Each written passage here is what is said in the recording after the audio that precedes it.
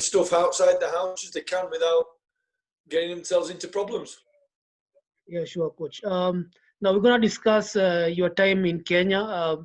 In just a few words, how would you describe your time at Gor Mahia? My time at Mahia was amazing. Sorry, I'm talking to you. I shouldn't watch the football, but we're playing Sundown soon, so I've got to keep an eye on it. Yeah, that's okay. Well, you know, I'm 24/7 football, so it's difficult, and I miss this. So it was a fantastic 18 months that I had in Kenya. I loved it. Loved every single minute of it. It came with laughter. It came with joy. It came with friends. It came with memories. It came with togetherness of the people of Kenya, especially in Nairobi and Kisumu and Machakos. Yeah. The fans are just amazing, and I hope one day that the Kenyan Federation or the Federation of Kenya will get their act together, stop all this bickering, and you know, I want to lead and I want to take over, and he's no good, and you know, because there's a lot of talent, both men and women, footballers and sports in Kenya, and you know, I think the government, the president and the government, the sports minister, the arts and culture, whatever entities should all sit together and way forward.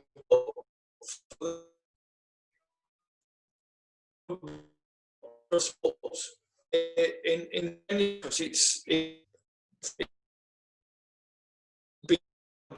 it's to see qualify major tournaments. Yeah, Coach, your internet is acting up. Eh? I can't quite get you. Also, I've met. I know. It's just so. Sorry, we lost the coach. He says he's using hotel Wi-Fi and it's shitty, so I'm gonna try add him back.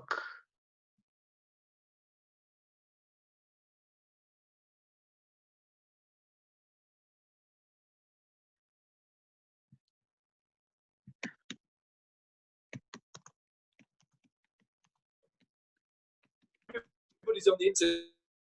People will be. Hey, Coach. Your internet is really acting up, eh? I know it's because we're in the hotel and there's like 150 people right, so it's really, really slow. Okay, sorry for that. You were saying you really enjoyed your time in Kenya. What are some of those things that you remember about our country, apart from, you know, the crazy Gor Mahia fans? I know you enjoyed your moments in Kisumu. You were even going to Kibera slums. But apart from all those crazy fans, what do you remember most about Kenya? It's a beautiful country. I love Kinyanjui. Oh, I love that drink. Best drink ever. You know, if I ever think about committing suicide, I'm going to drink a liter of that. Of that, you know. I loved everything about the city of Nairobi. You know, it didn't matter for us. It didn't matter if I was in the slum areas, the settlements, the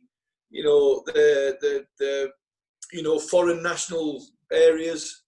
You know, wherever I went in Kenya, I was one of them. I was a person that, you know, being a Mzungu, could still walk the streets of Nairobi safe, and see people with smiles on their faces.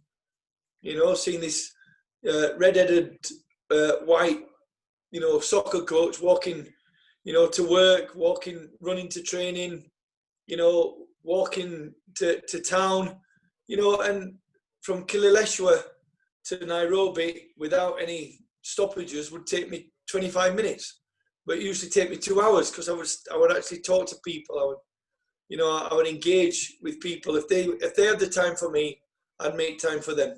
And I found some of the best street foods ever. You know, I'm missing my matumbo. You really became a Kenyan during your stay here. I did. You know, I mean, here it's you know, it's pap, but there it's ugali. So, you know, it may be pronounced different, but it still tastes the same. Yeah, coach. But how did your move to join Gor Mahia happen? Can you take us through what really happened for you to join Gor Mahia?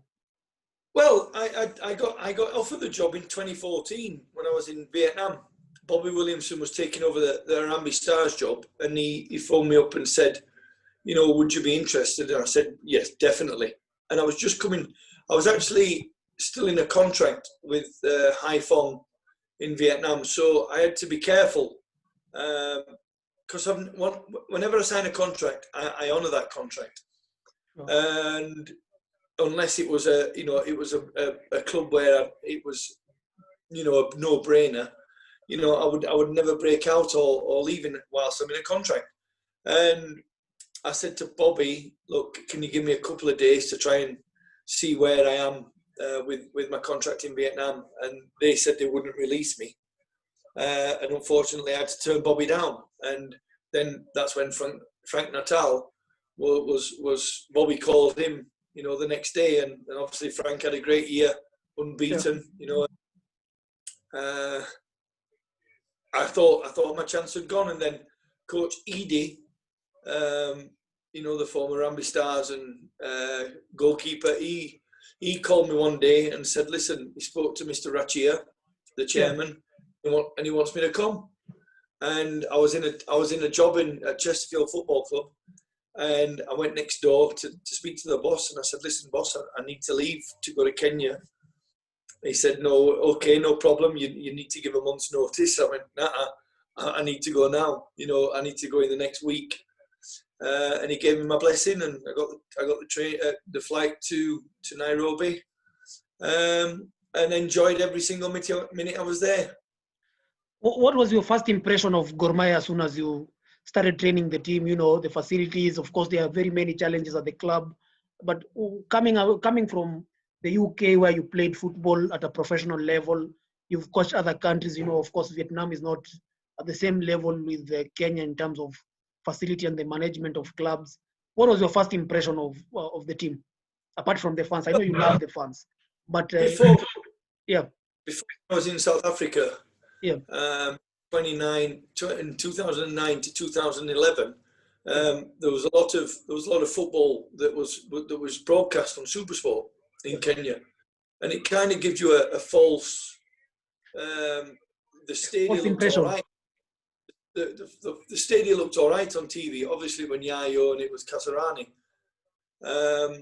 and to be fair, I'd been in Tanzania and the facilities there were horrendous at my time at Simba, and to be honest, they were the same in Kenya. There was the training facility, Toyoyo, everybody used it. Kisumu had a great football facility without a stadium. I hated, I can't remember what team used to play. Tika. I hated Tika. Yeah, Tika United. I hated that ground with a passion. The football goals weren't level. The football goals weren't in sync with the opposite goal. There was holes on the field. It wasn't good enough for football. It wasn't good enough for walking on. You might play football, but and like I said, the people in Kenya, they have to understand that to advance and to get better, you've got to have better facilities. The federation's got to be run better. It's not about power for oneself. It's about delivering for the people. It's delivering for the people. That's the difference. And unfortunately, it wasn't. Nothing ever improved apart from Nyayo Stadium, which was supposed to take a couple of months to do. I don't know if it's completed yet, but I've left and it's still not being completed, and it's a waste. There's a city stadium, you could develop that. Toyoyo needs scrapping. That facility at Toyota makes a lot of people happy. makes a lot of people earn money, but it's overused, and it's, you know, it needs redevelopment, you know, and it needs people to invest, it needs sponsors to invest. And I think, again, SportPesa have left. SportPesa invested a lot of money in sports, but don't get me wrong, they were making a lot more money from people betting, but they were giving back to the community. They were giving back to football, to athletics, to rugby.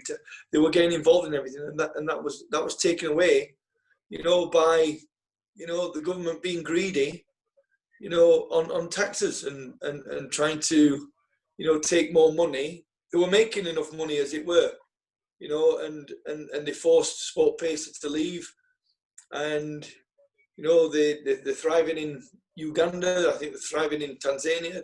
They're thriving in South Africa. Now there's nothing in Kenya, but there's new sponsors again with sporting betting companies, you know, and I think the government made a big mistake in allowing SportPesa to leave, because they for me they supported, you know, from grassroots to top professional football. Okay, coach, I'm getting a lot of questions from the viewers. They're asking, if you were to name 3 of your best players at Gor Mahia during your time, who would they be? I can't, because everybody that played for Gor Mahia, you know, brought something to the team. You know, there was obviously, you know, there was players that have moved on, players that, you know, should have stayed at Gor Mahia when I asked them to. You know, they cost me in the Confederations Cup, but, you know, they got me to the Confederations Cup in the first place. You know, it's unfortunate in football. You know, if you're out of contract, you've got freedom of movement, and if you're in contract and a better opportunity comes along, you know, players do move on, but they've got to do it in the correct manner. But, you know, I had 3 good goalkeepers in Peter, Bonnie, and Shaban. I had a great defensive set of players. I had a midfield battle of players because everybody brought something to it. And then I had, you know, probably the 2 best strikers, you know, that were in Kenya and East Africa at the time, Jacques Tuisenge and Mehdi Kagera. So, you know, and, you know, they were 2 gems that are very, very hard to find in football. You know, they're goal scorers. They know when, you know, they know what to do when they're in front of goal, and that's very rare to find. You know, and now Mehdi's enjoying himself in Simba, and Jacques is enjoying himself in Angola.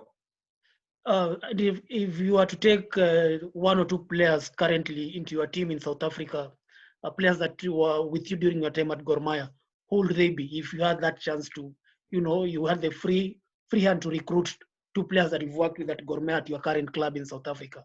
Who would that be? Well, look, I'm not going to be disrespectful to any player, because, you know, if I pick 2 out, then it's like, oh, you're saying that, oh, they're not good. But, you know, from a professional point of view, you want players that you can trust, and that you can see that they play the game for not only enjoyment, but they play the game for the love of it. You know, Philemon Otieno, you know, for me was, you know, a professional, you know, and he would, you know, run through brick walls for me as a coach, you know. And then, you know, you've got, I mean, I was told that Francis Kahata was just a flyby player, you know, but, you know, I turned Francis Kahata into a football player, you know, and, you know, he's enjoying his success at Simba as well. Aaron Shakava, you know, he wasn't, you know, welcomed into Gor Mahia because he wasn't, you know, that side of the fence. He was more a lure than a lure, you know. So Shakava would do a job, and, you know, you know, the 2 that you would really take, you know, is the 2 strikers, you know, because they could score goals. Yeah, sure. Mehdi and Tuisenge, Jack. But that's no respect to everybody else, because, you know, everybody did their part and played their part.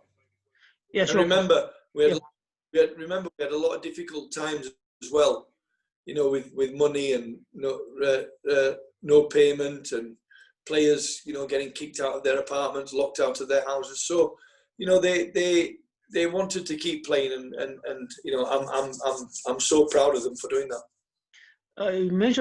You spoke about the challenges, you know, and that is something that has been happening at Gor Mahia for a very long time. Even after you left, they still have those challenges. But in your honest opinion, what do you think needs to happen at Gor Mahia for the club to move to the next level and become an African giant again? Listen to the chairman, you know, sort out the problems, sort out the issues, get rid of the ones that want to cause fractions, get rid of the ones that are bad people, you know, invest in a facility that they can call their own, you know, get the government to lease them Nyayo, but build a training facility next to it, knock down the city stadium, you know, rebuild that, you know, generate, you know, a fan base, you know, for the people in that area. I've seen plans that they're going to build a stadium in Kisumu. You know, there's the facilities. The facilities need to be sorted out. You know, a lot of people do a lot of hard work for Gor Mahia, but there's a lot of people that are hanging on to the tail feathers of people that are running Gor Mahia, and they have done since I was there. You know, and I'm not saying that's good or bad, but you know, it's not taking the club forward. You know, and you know, there's too many people have got too many things to say. You know, and it should be one singer, one song. You know, and that's the chairman. You know, and he's a lovely man. He's a lovely man. I can't thank him enough for giving me the opportunity. But again, people around him need to put Gor Mahia first, put the supporters first, put the players first, put the management and technical team first, and reap the benefits. You know, in the next well, as long as Gor Mahia exists, which is going to be centuries, I hope. Coach, you are now in South Africa. And I know you've been there before, and you've coached in many other countries and several other African countries. But what's your honest analysis of Kenyan football versus South African football in terms of you know, technical ability of the players? I know you also speak about the facilities. Is it a difference between day and night, or in very honest words, what's your honest analysis of both sides of the coin? No. You know, the players in South Africa and the players in all in Africa, they're similar. There's not that wide gap, you know, because of the standard of football. Here on the back of the World Cup, they've got the stadia, they've got facilities to practice on. At Baroka Football Club, my chairman's invested in a lot of money to try and develop an academy, which we call the Village. You know, which he wants to grow and develop it even bigger. We've got one field at the moment, and he wants to, you know, he's got land to put maybe 2 fields. He's building a complex for people to stay. He wants to build a family football club for his area in Lebohomo. You know, and he's very proud of that. And you know, the facilities that we have here allows you to train better. The players' mentality and physicality is the same, it's similar, you know, but you know, the motivation of players in football in Africa is all about one thing, and you know, you'll never change that. Coach, someone is asking if you still have the Gor Mahia tattoo in your leg. Oh, it's there. Look, it's the way. Is it a permanent tattoo, or you're planning to get rid of it at some point in your life? I've never run that off. That's staying there. That's there forever. Unless they chop my leg off, it's staying there forever. Okay, Coach. You know, some people, you know, this is a very sensitive question. You know, Gor Mahia held the elections recently, and people say you had a lot of disagreement with the then Secretary Sally Bolo. Do you mind coming out clear? What was your issue with the then treasurer of the club, Sally Bolo? Did you have any issues with her? No, I didn't have a personal issue with Sally, but you know, she's the treasurer of a football club. What's a treasurer's responsibility? you know, to make sure the finances are there for the club for the whole season. You cannot run a club not knowing what your finance, what your incomings are, and your outgoings are. You know, a sport pays are applying so much money into the club. How can there be a lack of payment? How can there be a lack of, you know, from a professional point of view, you know, how can there be a lack of structure in the funding of things? You know, monies, signing on fees, travel, accommodation, flights, everything. You know, it's something that, you know, it just doesn't make sense. You know, like I say, you know, it was nothing personal with Sally. It was just I wanted the best for the football club.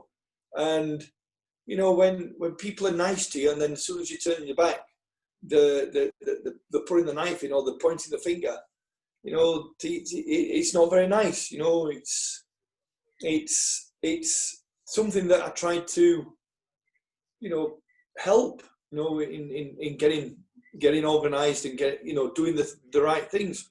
You know, we had some horrendous trips abroad in CAF.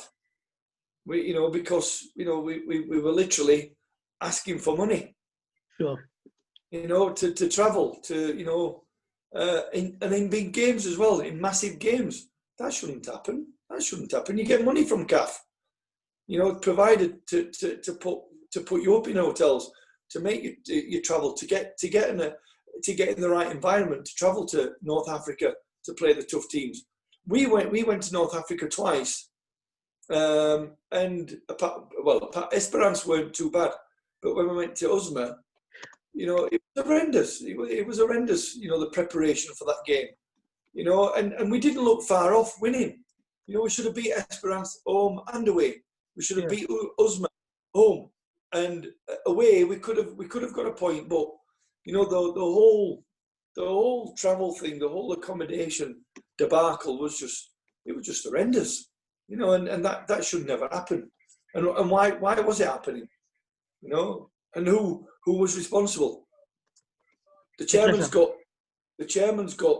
a CEO.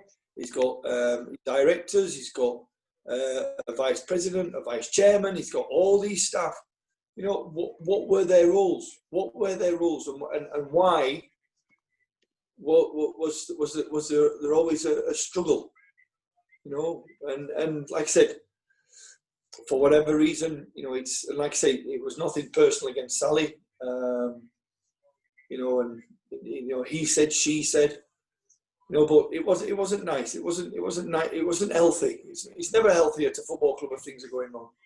Sure, but coach, at a personal level, what are some of the biggest challenges you think you faced while at the club?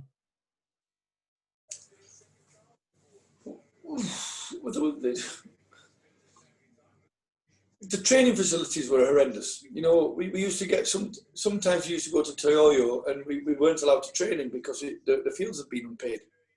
You know, on a football level, going to away games, you know, and doing it all wrong.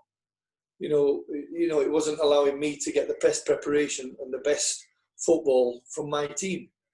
You know, we played Esperance in Machakos because there was no other field available because Kasarani was getting refurbished. Nyayo was a disaster. We couldn't play in Kasumu. That was the only stadium we could play in Machakos. And the game was Saturday and we travelled on Friday night. You know, and you know, we should have travelled on Wednesday and spent 2 days in Machakos, but we trained Friday. We travelled Friday night, and what usually takes an hour took us 7 hours. You know, we flew to Algiers. You know, we get to Algiers, we get took into transit, and we're sleeping in Algiers in the airport. No beds, just these puffer cushions and couches. You know, in an area where people come and go, and you know that's not good preparation for a football club. You know, my apartment. You know, that was. It was a beautiful. Don't get me wrong. It was a beautiful apartment. I think it was Di Maria's, or whatever his name is. I think it was his apartment, and I moved into it. And you know, again, that and a car. I didn't. You know, I ended up my car. didn't work and it wasn't replaced. But I didn't complain. I made the best of it. It wasn't ideal, not being in my apartment at night because there was no electricity, and in the mornings not being able to shower because there was no water. But what did I do? I just stayed out and stayed eating, or I'd go and meet some people and have a beer with them. And then when I went home, I just went to bed, slept, woke up, swam in the pool, got dressed, went to work. Sometimes I'd walk to work, sometimes I'd run to it. So you can imagine me walking from Kileleshwa to Toyoyo.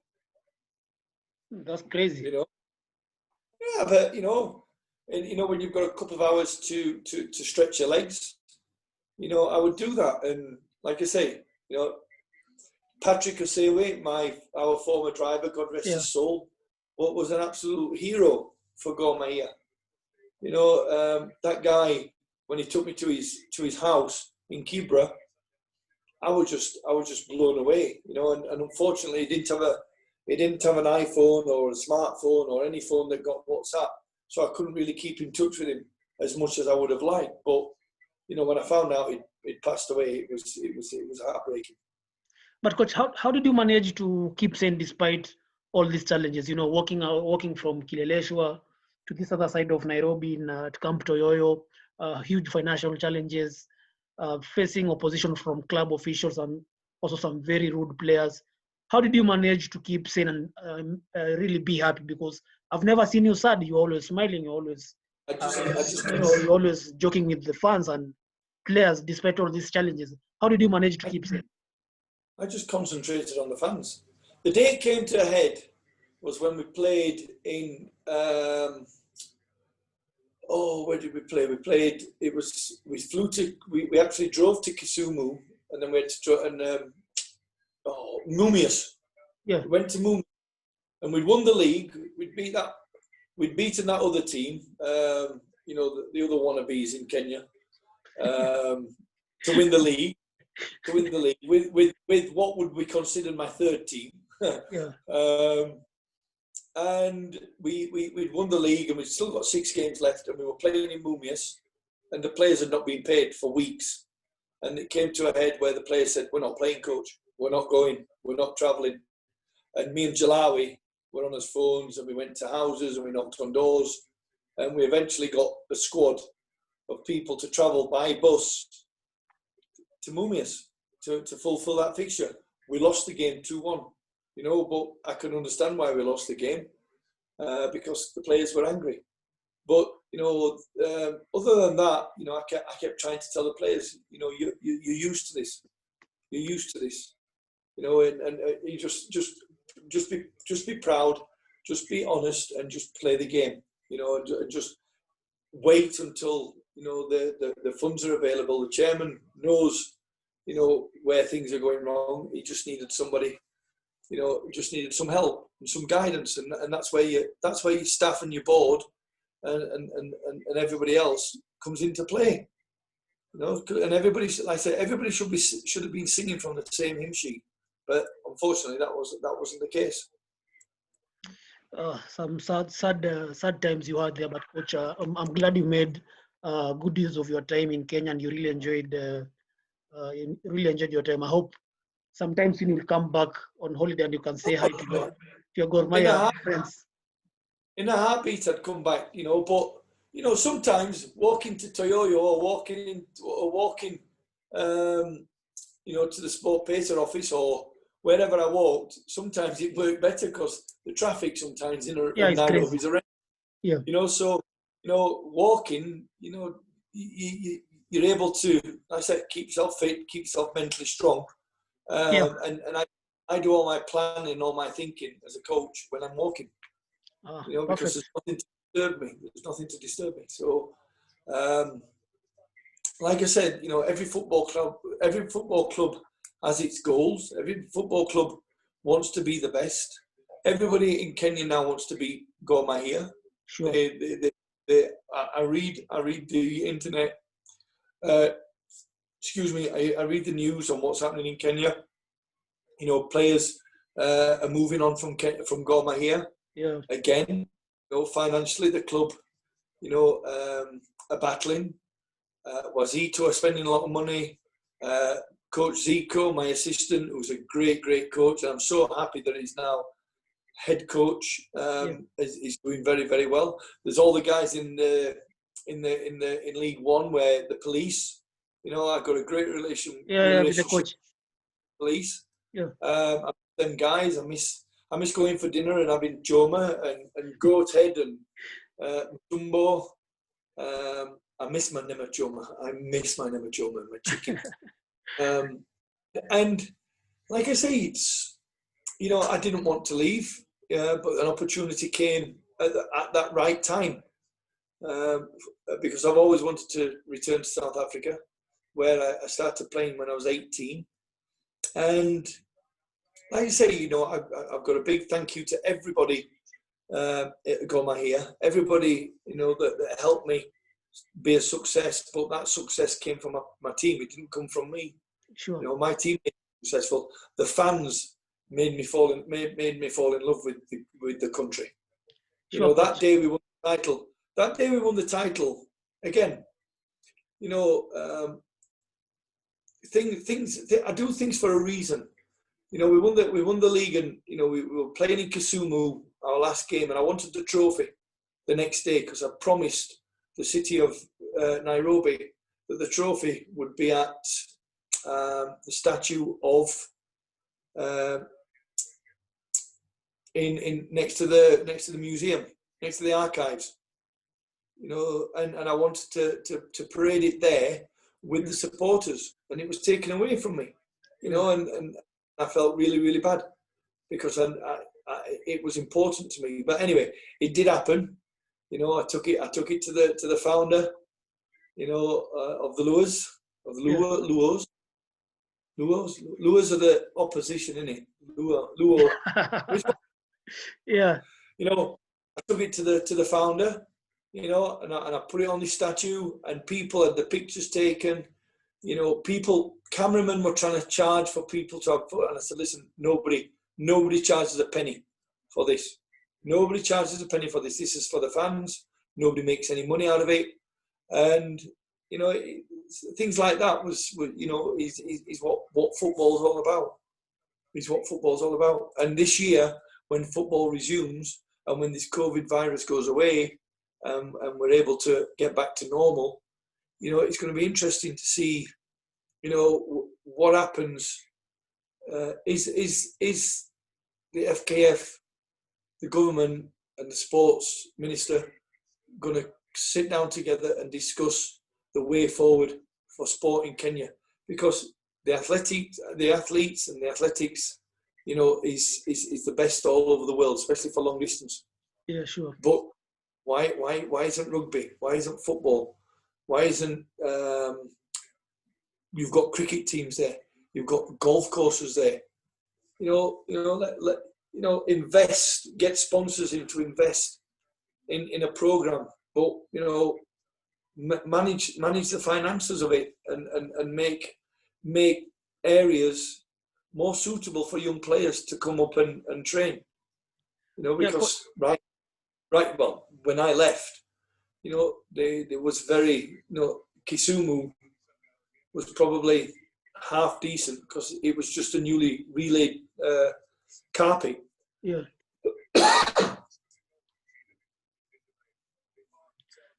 Coach, there's a Kenyan player at Kaizer Chiefs, a former Gor Mahia player, Anthony Akumu. He scored a goal over the weekend. I'm not sure if you've had time to watch him play. No, really. I mean, to be fair, it's when I think Wallace Simmy made the right decision coming to Kaizer Chiefs. I mean, who wouldn't want to play for Kaizer Chiefs? But the way he did it was wrong, and it's we had the former Maritzburg player, central defender. Yeah, Brian Mandela. Yeah, and he'd be released. No, it wasn't. It was Onyango. Yeah, he's known as Brian Mandela Onyango. Oh, brilliant. Well, there you go. Yeah. He came, but he lacked match fitness. He lacked sharpness, and it would have been nice to, because of his stature and his size, to have him here.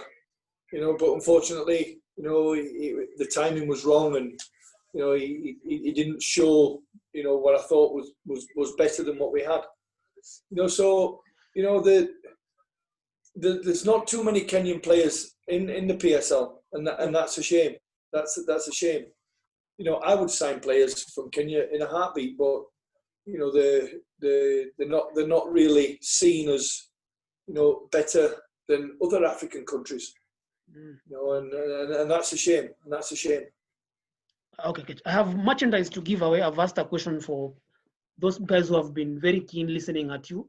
You still have very many fans over here, so I want to gift them, but I've asked a question on my Facebook page. So those that have answered are going to be lucky. I have also kept, I have jerseys. So I'm hoping several people will win, and they'll be very happy. Coach, moving forward, would you like to coach the national team, the Kenyan national team in future? Have you ever thought about it? If that was offered to me, I'd have to think very clever and very hard. Remember, I'm not in football for money, right? Yeah. But again, this should never happen to a football federation, because they get money from FIFA. They get grants from FIFA. They get grants from the government.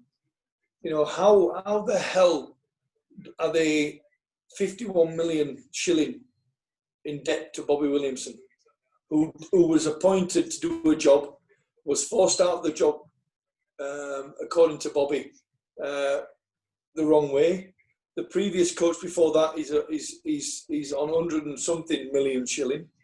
Sebastian Migne, I don't think, well, by all accounts, he's not being paid. Whether that's true or not, I don't know. So what idiot would take, the Rambi Stars job, knowing that, should they sign a contract, if they're not up to the job and they don't fulfil what they promise, then the FKF are liable to pay the compensation from the contract agreed. But no one will take that job, and it's a shame. Again, it's a shame.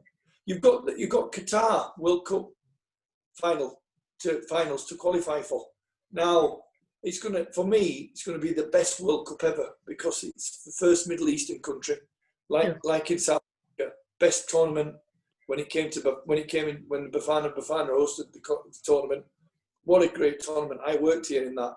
It was absolutely amazing. Now, Qatar have spent a lot of money, and they've got the facilities, they've got everything, and it's going to be so. Harambee Stars have got to aim for that. They've got to reach that. And it's going to be very, very difficult if you haven't got the right people in place, you haven't got the right structure in place, you haven't got the right incentives in place. And incentives, I don't mean by financial incentives, about rewards. Players go on strike because they're not offered money to qualify. Players go on strike because they're not given a bonus to qualify. First, get to the thing first, and then get a bonus. But first, get to it. Why should you train harder and play better because you've been promised money? The thing is, you're wearing a jersey. You're wearing a jersey with the badge that says Harambee Stars, FKF. You're playing for your national team. That should be incentive enough. So don't incentivize yourself by being greedy. Get to the final, get to AFCON, get to COSAFA finals, get to the World Cup finals, and the money will come. The sponsorship the players will benefit from them. That's the mentality, and unfortunately, unless they get the right people in place to make those decisions, they will make the mistake again of hiring the wrong coach, hiring a coach that's thinking about money, bringing in players that are thinking about what's in it for them, instead of saying, what can I give back to Kenyan football, because I'm representing my country. But football's changed. It's all about money these days. But now with the COVID, things have changed. The world's changed. Financial institutions have changed. People are losing losing jobs. People can't afford, the basics, and we're thinking more about football and the riches that we can gain from football. When people are struggling, so when you represent your country, you're representing thousands, millions of people, and those people expect you to be at your best and do your best. And that's what I did at Gor Mahia. I wasn't paid an enormous amount of money. What the chairman gave me, I didn't negotiate. I didn't say to him, listen, well, I want this and I want that. He offered it me. I took it. I got on with my job. I never signed a contract. He never offered me a contract. I never had a contract. Why didn't you sign a contract, actually? I was never offered. Never offered. So it was just a gentleman's agreement? They could have fired me just like that. And I got no comeback. Wow, that's weird. No comeback. But coach, you were in charge in several Mashemeji derbies. How was that for you? And it's a high octane match. It's a must win for Gor Mahia. It's a must win for SC Leopards as well. How was it like preparing the team for Mashemeji derby?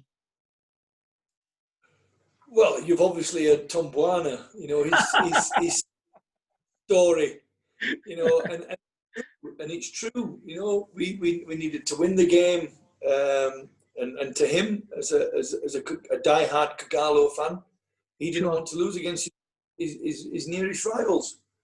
And when we played the game, he was one of the first people to tell me, to say to me, what team are you playing? And I said, well, I'm playing, the players that have not played many games. I'm going to give them, the opportunity to go show themselves in such a big game. Oh, he was dead against it. And I think he told thousands of Kenyans, thousands of Kagalo fans that, what I was doing. Yeah. But I had faith in these players. I knew what these players could achieve if they did it in the right manner. And to beat our rivals 2-0 to win the league title with 6 games to go, well, I think you can't beat that. You can't beat that.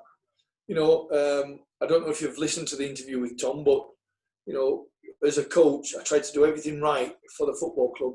And sometimes, you got decisions wrong. Sometimes other players affected your decisions because they weren't available. So whilst there was a good thing, winning, the Mashemeji derby, there was also the disappointment of losing to Rayon Sports and being knocked out of, the final 16. Because I believed if we'd have got to the final 16, we'd have made the semi-finals. And if we'd have made the semi-finals, I think we could have had a chance of doing something in the final because of that group of players we had. And I went with the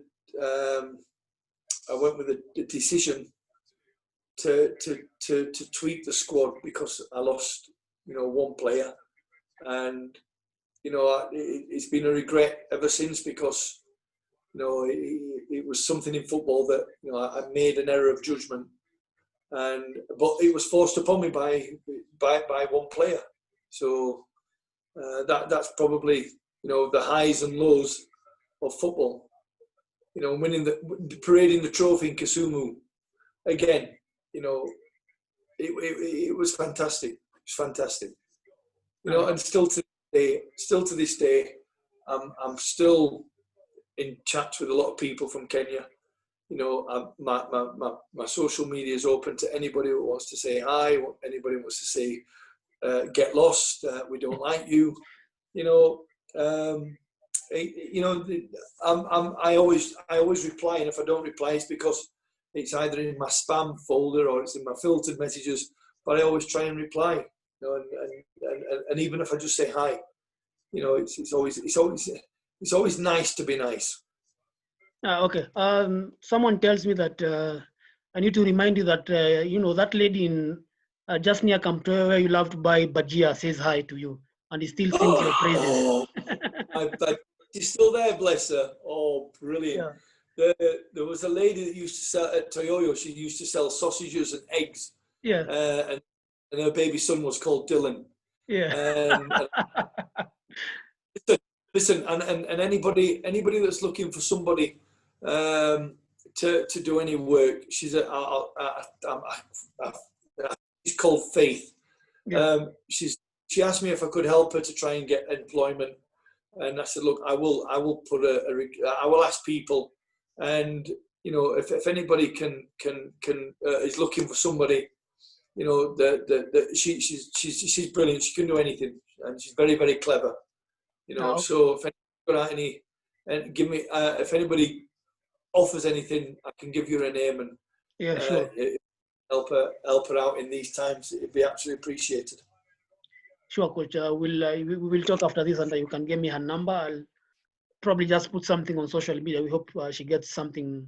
You know, it's during these difficult times that we need to stand for each other. It's really difficult back here, and we hope, you know, she gets something. I try, like, get requests, and you know, there's only so many people that you can help. Sure. You know, and one of the things, you know, that I couldn't be part of was, I say, was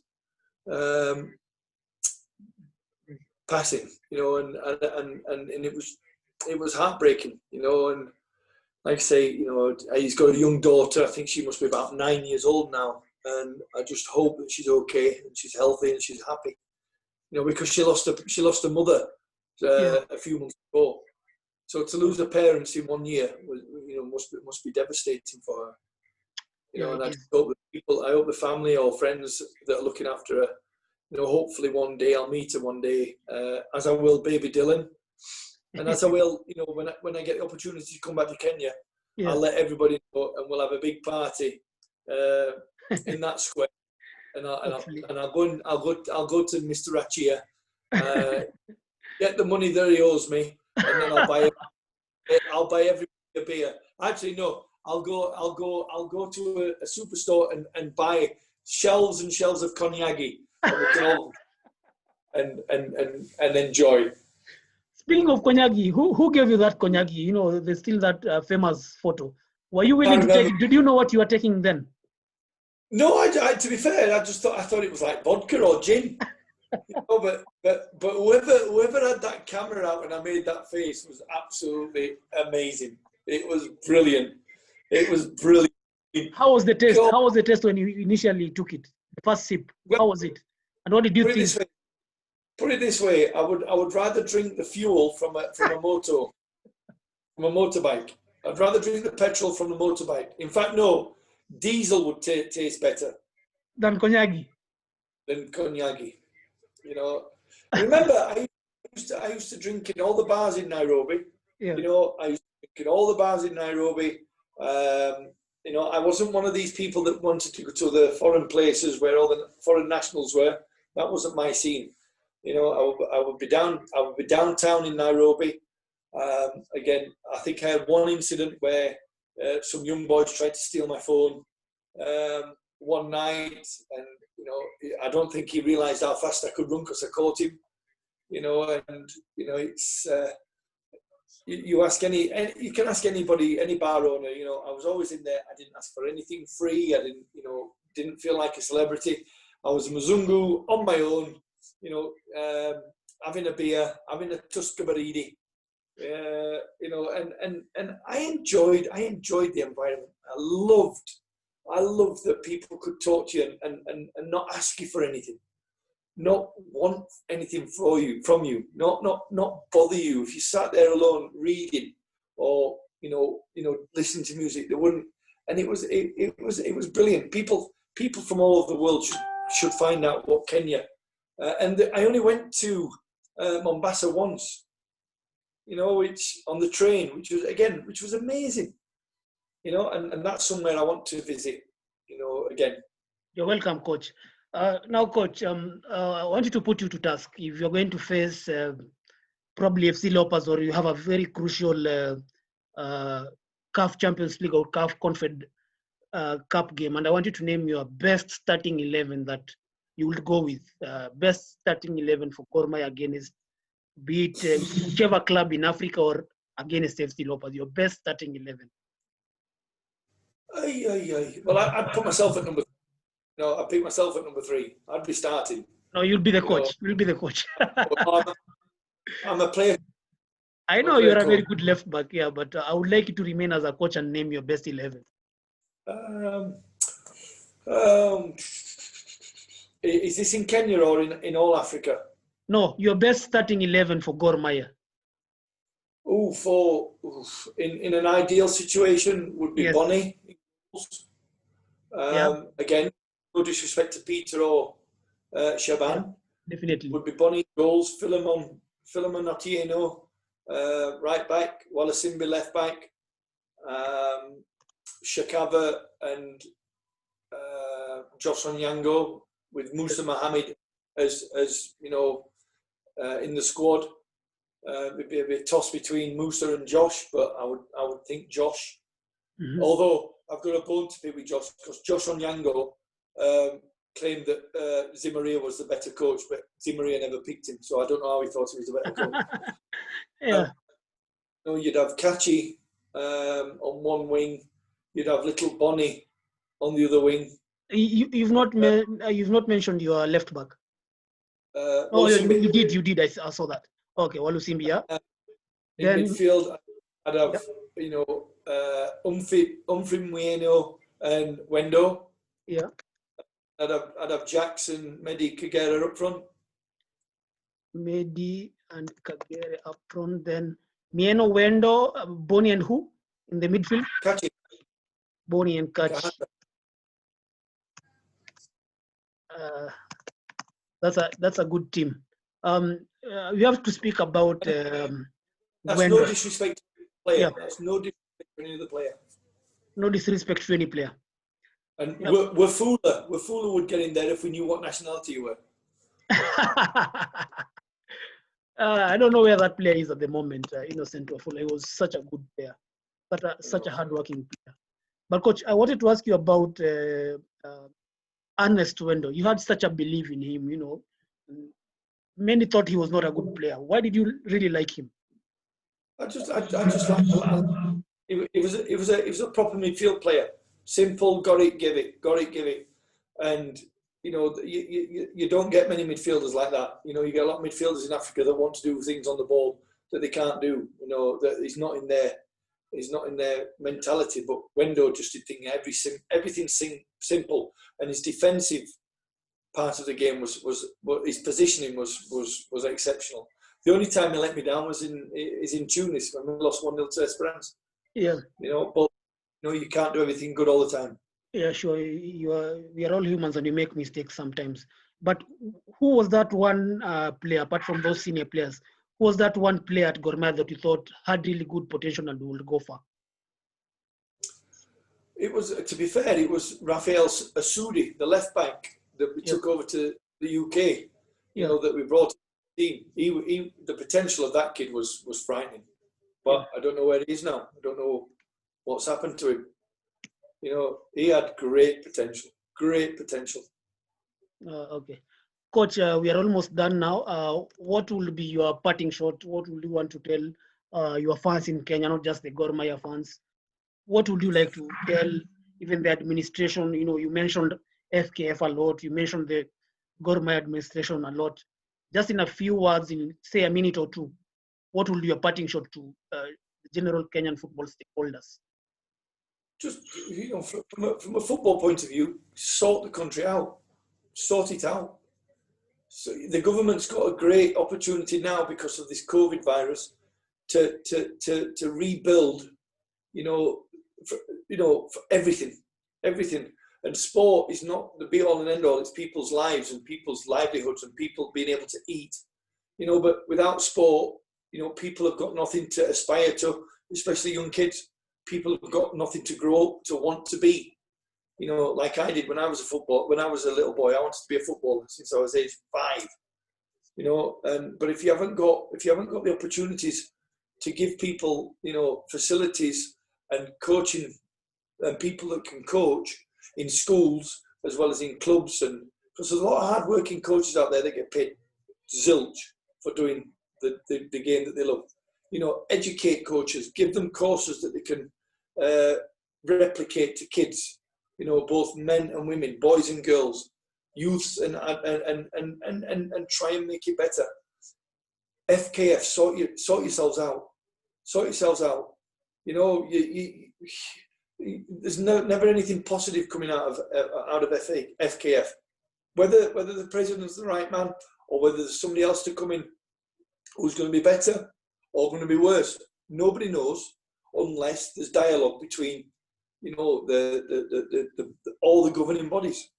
Get athletics, get rugby, get cricket, get golf, get swimming, get netball, get basketball, get all the football, all the sporting fraternities together and sit down with the leaders of the country and come up with a plan.